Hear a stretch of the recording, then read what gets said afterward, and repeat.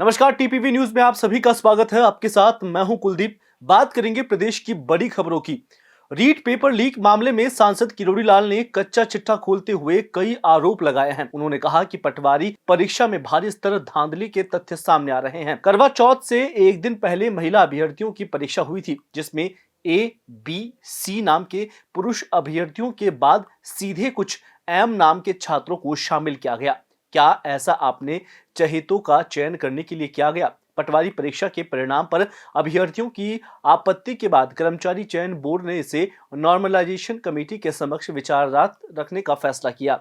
यानी बोर्ड ने बिना नॉर्मलाइजेशन कमेटी के हरी झंडी के परिणाम जारी किया है। ऐसा करने के पीछे बोर्ड का क्या मकसद था? किरोड़ी ने इस दौरान कई चौंकाने वाले नामों का भी खुलासा किया। साथ ही कहा कि एसओजी बड़े मगरमच्छों को बचा रही है, जिससे सबूत हाईकोर्ट में हम देंगे। नींद रहा था, उसके थ्रू पैसे लेकर आशीष यादव और सुमित यादव करोड़ वालों को बचा दिया।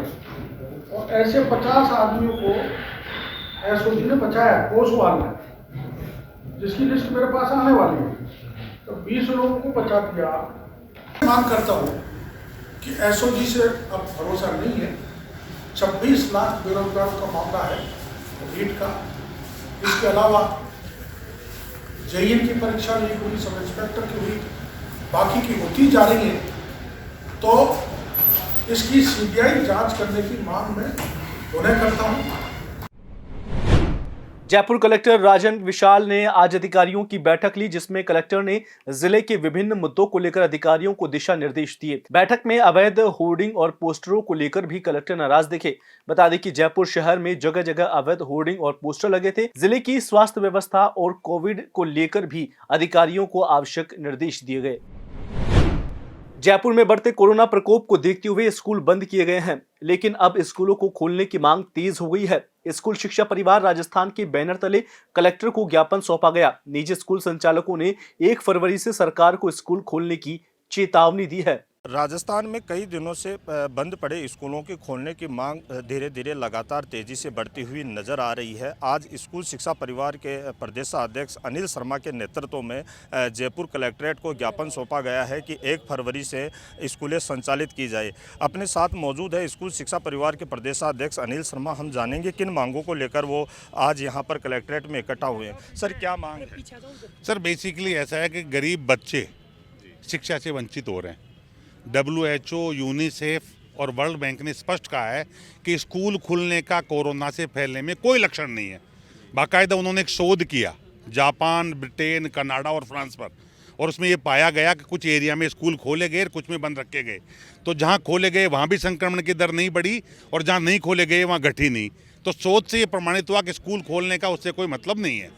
उन्होंने शिक्षा के जो सैम पित्रोदा, उनके जो डायरेक्टर हैं WHO वर्ल्ड बैंक के, उन्होंने बाकायदा एक एडवाइजरी जारी की सब सरकारों को, कई स्कूलों को बंद मत रखो।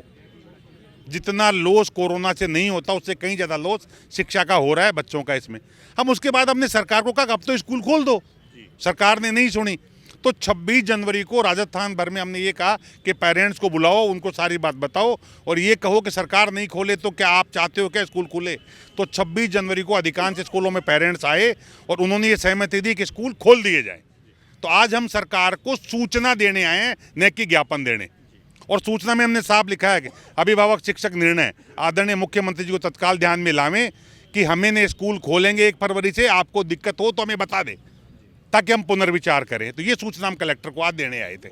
अगर सर मान लीजिए 1 फरवरी से राजस्थान में जो नगर निगम है या नगर पालिका क्षेत्र है वहाँ पर अगर स्कूलें नहीं खुलती है तो स्कूल शिक्षा परिवार का आने वाला कदम क्या होगा? ये हम स्कूल खोल देना, तो सूचना देने आए। मत खोलो सरकार, भाड़ में जाओ सरकार। हम चाहते सरकार जिंदगी भर नहीं खोले, साले लकवा हो जाए, मर जाए। हम तो स्कूल खोलेंगे, सीधी सी बात है। और पेरेंट्स के कहने से खोलेंगे। बाहर एक बैनर लगा रहे हैं, हमने एक बैनर डिजाइन किया है, ट्यूशन केंद्र, कोचिंग पे रोक है, ट्यूशन पे रोक नहीं है। तो हम स्कूल में ट्यूशन पढ़ा लेंगे, पर क्या पड़ता है? मान्यता ही तो लेगी सरकार। ले जा, भाड़ में जा तेरी मान्यता को, जब फ्री हो जब दे जाना। सर, आप एक चीज सोचने की कोशिश करें, जनता भी जो सुन रही है, आपके माध्यम से मैं कहना चाहूंगा, यार बच्चों के भविष्य से कब तक खेलेंगे ये मूर्ख? इनको मतलब ही नहीं है। इनके बच्चे तो पढ़ रहे हैं। एक गरीब स्कूल वाला, उसके बच्चे हैं, उसके टीचर है, उसका परिवार है, वो क्या खाएगा? कोई जवाब ही नहीं इनके पास। बंद कर दो स्कूल, हम भी कह रहे हैं, पर कोई प्लान तो पेश करो।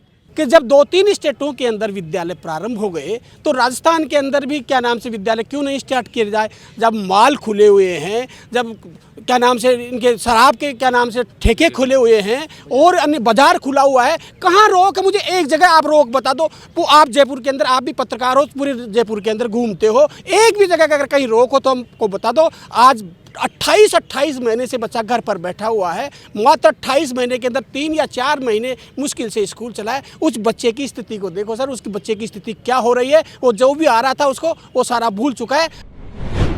जयपुर को 4 चांद लगाने वाली द्रव्यवती नदी अब जिले की छवि को धूमिल कर रही है। प्रोजेक्ट के 30 किलोमीटर लंबाई के स्मार्ट कॉरिडोर विकसित करने की प्लानिंग जेडीए की अनदेखी का शिकार हो रही है। द्रव्यवती नदी के कॉरिडोर के कई हिस्से टूटकर क्षतिग्रस्त हो गए हैं। इस अनदेखी से कई बड़े हादसे होने की संभावना है, लेकिन जेडीए के अधिकारी मुख्य दर्शक बने हुए हैं। द्रव्यवती नदी, जिसे कुछ साल पहले ही गुलाबी नगरी की शान माना जा रहा था, अब इसकी हालत देखकर द्रव्यवती नदी अपनी दशा पर खून के आंसू बहा रही है। राजस्थान यूनिवर्सिटी में एनएसयूआई कार्यकर्ताओं ने सिलेबस कम करने और अभ्यर्थियों की फीस लौटाने की मांग को लेकर विरोध प्रदर्शन किया। इस दौरान बड़ी संख्या में एनएसयूआई के छात्र एकत्रित हुए और विश्वविद्यालय गेट और वीसी सचिवालय के बाहर ही नारेबाजी करना शुरू कर दिए। राजस्थान विश्वविद्यालय में गत 1 वर्ष से जो भी एडमिशन हुए जिन विद्यार्थियों के, ना उनकी ढंग से ऑफलाइन क्लासें हो पा रही है, ना उनकी ऑनलाइन क्लासें हो पा रही है। विद्यार्थी वर्ग इतना परेशान है कि वो अपने एग्जाम को लेकर के जैसे ही उसने फॉर्म भरा तब से वो चिंतित थे। एनएसयूआई की पहली मांग ये है कि उनका सिलेबस स्नातक और स्नातकोत्तर में 50% कम हो। दूसरी मांग कि जब पास कोर्स के अंदर किसी व्यक्ति के अगर एक सब्जेक्ट में बैक रह जाती है तो उस सब्जेक्ट को वो अगले साल दे सकता है, लेकिन ऑनर्स सब्जेक्ट में ऐसा नहीं होता। उसमें 2 सब्जेक्ट होते हैं, एक सब्सिडरी एक ऑनर्स। तो ऑनर्स में अगर कोई बच्चा अगर एक पेपर में भी फेल हो जाता है तो उसकी पूरी वर्ष खराब हो जाती है। एनएसयूआई की दूसरी मांग ये है कि किसी भी विद्यार्थी की किसी भी प्रकार से कोई वर्ष खराब ना हो। तीसरी जो हमारी सबसे मुख्य मांग है कि राजस्थान विश्वविद्यालय में पहले जब द्वितीय वर्ष से तृतीय वर्ष में उनका एग्जाम ले लिया गया, एग्जाम लेने के बाद में उनको एडमिशन दे दिया गया, प्रवेश दे दिया गया। प्रवेश देने के बाद में सेकेंड ईयर का रिजल्ट आता है और रिजल्ट आने के बाद में कम से कम 20 से 30% विद्यार्थी फेल हो जाते हैं।